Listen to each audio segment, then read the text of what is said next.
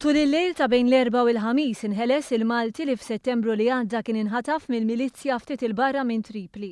Is-sibt wara nofsinhar ġew żvelati filmati mill-Libya Observer li juru l-ħelsien tal-Maltin Noel Xiberras.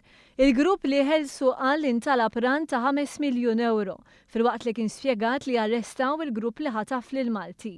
Wara li kien salvat minn forzi speċjali fil-Libja, Xiberras kellu ċans li jitkellem għall-ewwel darba wara l-ħelsien. Stqar li kien inħataf ħdejn id-dar tiegħu u nżamm għal madwar 47 jum. Matul dawn il-jiem huwa kiel madwar 10 darbiet, ħobsu ġobon. Xiberras qal ukoll li kien wara 41 ġurnata li tħalla jinħasel u jbiddel ħwejġu. Żuru l-paġna tal-Facebook ta' One News biex taraw il-filmat kollu.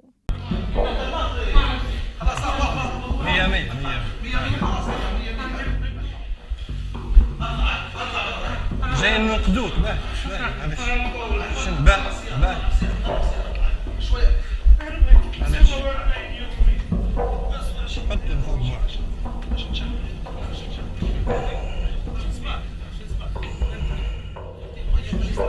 ما تعال افتح السيارة